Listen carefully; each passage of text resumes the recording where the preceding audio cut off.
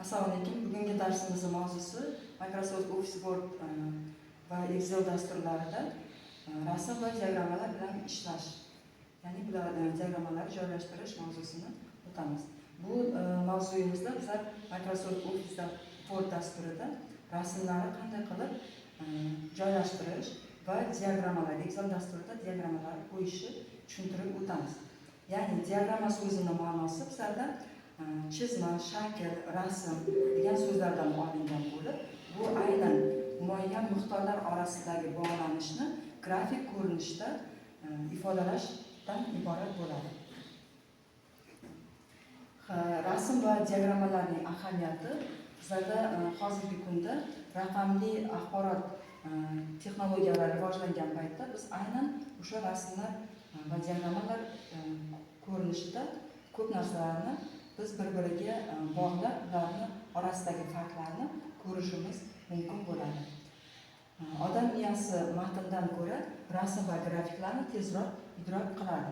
Masalan, bir necha paragrafga teng ma'lumotni bitta diagramma orqali tushuntirish mumkin. Word va Excel dasturlari esa bizga aynan shunday imkoniyatlarni beradi. Murakkab ma'lumotlarni sodda, ko'rgazmali ko'rinishda ifodalash mumkin bo'ladi. Rasm Word dasturida rasm bilan ishlash uchun biz rasmni kiritish usullarini ko'rib chiqishimiz mumkin bo'ladi. Bu yerda biz o'sha tugmachalardan foydalanishimiz mumkin bo'ladi. U yerda kompyuterdan rasm joylashtirishimiz mumkin. Aynan bu tugmachalar yordamida va internet orqali ham rasmlarni qidirib qo'shishimiz mumkin bo'ladi. Chizmalar va grafik elementlarni yaratishimiz mumkin. Shuningdek, biz formatlashimiz mumkin bo'ladi. Rasm o'lchamlariga har xil o'zgarishlar kiritishimiz mumkin bo'lar ekan. Bu dasturda hujjatga diagramma qo'shishimiz uchun biz quyidagi narsalarni ishlashimiz mumkin bo'ladi. Wordda statistik ma'lumotlarga grafik ko'rinishda berish uchun insert chart wagon menyusidan ishlatiladi. Excel ushbu bosqichda Excel oynasi ochiladi va foydalanuvchiga ma'lumot kiritiladi. Bu bizlarda solishtirma ma'lumotlar uchun, ko'p sonli kategoriyalar uchun ularni joylashtirishimiz mumkin bo'ladi. Excelda rasm qo'shish. Biz bu yerda ham rasmlarni qo'shishimiz mumkin. Rasmni joylashtirgan paytimizda har bir rasm tegishli ma'lumot bilan bog'liq bo'lishi lozim.